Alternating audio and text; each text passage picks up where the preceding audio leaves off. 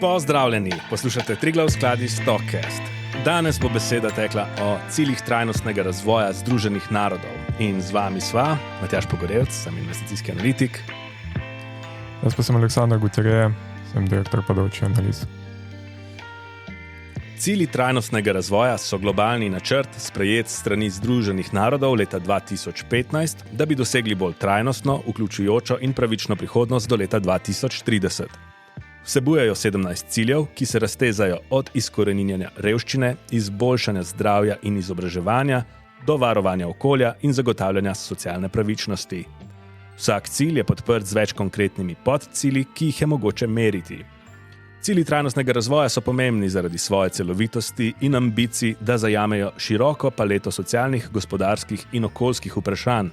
Predstavljajo univerzalni okvir, ki spodbujajo medsektorsko sodelovanje in združuje različne akterje, od vlad in mednarodnih organizacij do zasebnega sektorja in civilne družbe. So tudi priznanje, da so izzivi, s katerimi se sooča svet, medsebojno povezani in da je treba k njihovemu reševanju pristopiti celostno. Kar zadeva njihovo zavezujočo naravo, tehnično gledano, cilji trajnostnega razvoja niso pravno zavezujoči, vendar imajo močan moralni in politični vpliv. Svetovni voditelji so se obvezali k njihovemu doseganju, mnoge države pa so jih vključile v svoje nacionalne razvojne načrte. Njihova učinkovitost v veliki meri temelji na politični volji in sposobnosti posameznih držav, da sprejmejo ukrepe na nacionalni ravni. Glede na to, da so te cilji merljivi, imaš, Aleksandar, morda kakšno orodje v rokavu, ki je to lahko naši poslušalci spremljajo? Ja, naprimer spletna stran sdgindex.org. Na tej spletni strani so predstavljene ocene posameznih držav in vsak lahko pogleda, kje se nahaja posamezna država, kako je uspešna z vidika doseganja posameznih ciljev, kot tudi podciljev. In je res zelo zanimivo pogledati, kje se nahaja država, v kateri živiš. Na katerem mestu je na primer Slovenija, glede na te ocene? Slovenija se po zadnjih ocenah nahaja na 13. mestu in vse države, ki so med prvimi 20 državami, so evropske države. Tako da z tega vidika smo lahko ponosni na Evropo. Šele na 21. mestu se pojavi prva neevropska država, sicer Japonska. Ja, Slovenija je na 13. mestu, ima oceno 81, najvišje vršena Finska pa ima oceno 86,8. Tako da relativno blizu smo vodilnim državam. Kako pa bi to lahko spremljali na ravni podjetij? Podjetja to vključujejo v svoje trajnostne strategije in tudi poročajo o teh ciljih v svojih letnih poročilih? Ja, obstajajo različni ponudniki, ki predstavljajo ocene na ravni posameznih podjetij. Mi si poslužujemo ocen, ki jih pripravlja ponudnik MSCI, kjer se oblikujejo ocene za posamezne cilje trajnostnega razvoja na ravni posameznih podjetij. Tako da tam mi vidimo, kako podjetje prispeva, in sicer tako na ravni produktov, storitev, kot tudi na ravni poslovnih procesov. Tako da končna ocena je nekako sestavljena iz dveh ocen, kar pa tudi odraža tudi realnost.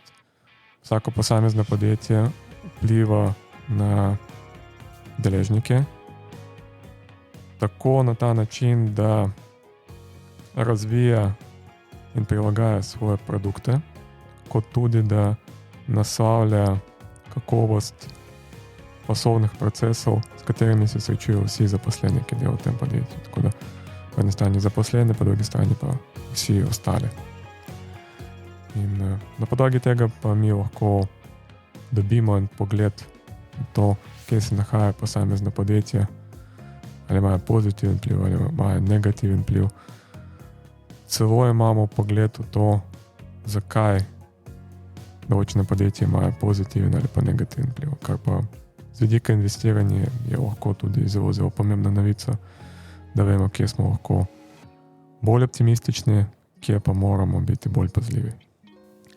Katero podjetje iz baze od MSCI-ja na platformi MSCI One najbolj prispeva k naprimer cilju trajnostnega razvoja življenje pod vodo?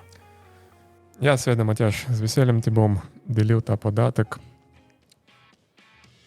Podjetje z najvišjo oceno na področju tega cilja trajnostnega razvoja je angleško podjetje United Utilities. Se ukvarja s oskrbo z vodo in na področju svojih produktov in storitev ima najvišjo možno oceno, to je 10. Sicer na področju poslovnih procesov ima negativno oceno, -1, kar kaže, da na tem področju ima določen negativen vpliv, konkretno na ta cilj trajnostnega razvoja. Ampak glede na to, kako visoko oceno ima na področju produkta, storitve, potem je skupna ocena 4,5, ki pa je izračunana kot 10 plus minus 1, dobimo oceno 9, pa delimo z 2. Tako pridemo do ocene 4,5. Kot zanimivost, drugo najvišje uvrščeno podjetje ima oceno 2,5. Tako da podjetje nimajo zelo visokih ocen splošno na področju ciljev trajnostnega razvoja. Ne smemo biti presenečeni, da nimamo ocen 10 pri velikem številu podjetij. Kar pa je mogoče zanimivo, da večina podjetij, ki se nahajajo med prvimi 10, so podjetja, ki se ukvarjajo s oskrbo z vodo. Podjetje, ki se ga omenil, United Utilities, izgleda, da je že leta 2015, torej takrat, ko so bili sprejeti te cilji, začelo zasledovati cilje v povezavi z življenjem pod vodo, ker imajo že merjenje svojega vpliva od leta 2015 do 2020, so imeli tudi cilje, kako bi zmanjšali naprimer odpadne vode in tudi emisije. Bi rekel, da so podjetja, ki poročajo več kot ostala podjetja, bolje pozicionirana, da dobijo višjo ceno z metodologijo od MSCI-ja? Ne vem točno. Vem pa, da je precej lažje oceniti podjetje, ki poroča podatke. Tako da fragmentacija z vidika obsega številčnosti podatkov je pomembna za MSCI, da zna tudi ta ponudnik ugotoviti pa povezati določene cilje podjetij pa določene dosežke. Tukaj govorim o različnih produktih, kako posamezni produkti in storitve vplivajo na določene cilje, kakšno pomembnost predstavljajo pri konkretnem podjetju. Ali ima to pozitiven vpliv, ali ima to negativen vpliv, odvisno od podjetja, tako bi rekel verjetno. Ne morem reči, da podjetje, ki imajo več podatkov, so slabše rešene, ali pa da podjetje, ki imajo več podatkov, so boljše rešene. A pogledava še za cilj enakopravnost med spoli? Katero podjetje je najboljše pri zagotavljanju enakosti med spoli, glede na metodologijo od MSCI-ja? Se pravi, to je cilj trajnostnega razvoja, številka 5. Najvišje uvrščeno podjetje je podjetje Pearson. Ima oceno 5. To je ena velika založba za učbenike, a ne? Ja, to podjetje, ki posluje na področju izobraževalnih storitev. Si predstavljam, da ključni razlog za uvrstitev tega podjetja je v tem, da omogoča dostop do znanja, ki pomaga, da ženske imajo več možnosti, da si dosežejo višje položaje, bolj enakovredne pozicije, kjer izobrazba je seveda zelo, zelo pomembna. Kako pa se znotraj podjetja držijo te enakopravnosti med spoli? Tako da to podjetje ima visok delež žensk v svoji vodstveni strukturi, ima politiko raznolikosti, ima najmanj oziroma več kot 20% žensk na menedžerskih pozicijah, ima tudi več kot 20% žensk v celotni strukturi delovne sile, Tako da to je to, kar se tiče operacij, poslovnega dela. Kar pa se tiče kumulativne ocene, tukaj pa v resnici ni kakšnih posebnosti. Tako da to podjetje je visoko, oziroma poprečno visoko uvrščeno na obeh delih, kakovost produktov, storitev, pa tudi kakovost svojih poslovnih procesov. Kaj pa, če pogledava, katera podjetja so najnižje uvrščena na cilju trajnostnega razvoja Združenih narodov, enakopravnost med spoli? Najnižje uvrščeno podjetje. Teh je kar nekaj, kar precej podjetij ima oceno -10. To so predvsem azijska podjetja, kar precej kitajskih podjetij. Ta del, ki se nanaša na enakost spolov v Aziji, se ne naslavlja tako proaktivno, kot smo temu pričali v Evropi in drugih nekoliko bolj razvitih državah. Tako da moram priznati, da nisem presenečen, da so azijska podjetja na repu, kar se tiče ocen. No ja, kljub temu, da so tukaj pač v repu, imajo tudi veliko čudovitih podjetij, ki pozitivno prispevajo k drugim ciljem trajnostnega razvoja Združenih narodov. A bi mogoče izpostavil kakšno podjetje pa njegovo produktno paleto, za katere ocenjuješ, da imajo res velik, pomemben, pozitiven ali pa celo najbolj pozitiven vpliv na veliko različnih ciljev trajnostnega razvoja Združenih narodov? Ni veliko podjetij, ki bi imeli pozitiven vpliv, če se zdaj osredotočimo na primer na cilje trajnostnega razvoja, kar je tudi tema današnjega pogovora. Če gledamo skozi prizmo teh ciljev trajnostnega razvoja in probamo oceniti poslovanje posameznih podjetij izključno z vidika 17 ciljev trajnostnega razvoja, ni veliko podjetij, ki bi imeli pozitiven prispevek pri vseh ciljih trajnostnega razvoja. Mogoče kakšna podjetja, ki se ukvarjajo predvsem s digitalnim poslovanjem in hkrati namenijo veliko pozornost kakovosti svojih poslovnih procesov. Pri takih podjetjih je nekoliko manjša verjetnost, da bodo imeli negativen vpliv na ravni produktov, zato ker poraba energentov, poraba surovin je lahko nižja.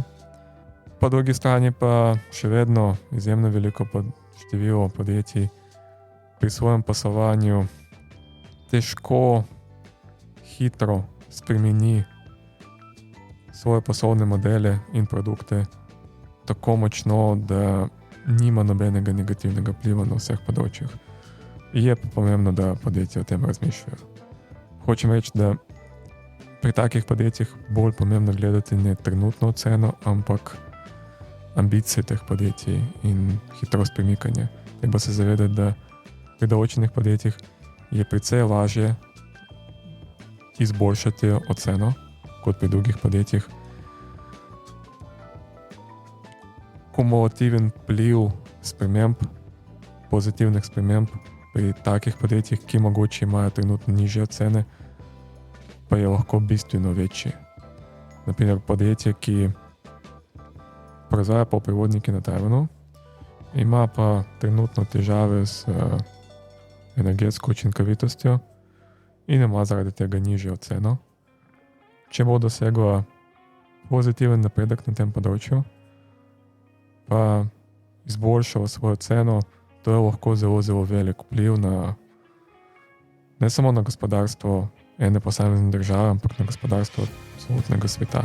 So podjetja, ki imajo zelo visoko energetsko neučinkovitost oziroma intenzivnost, raje tako gledamo, ne kot neučinkovitost, ampak intenzivnost.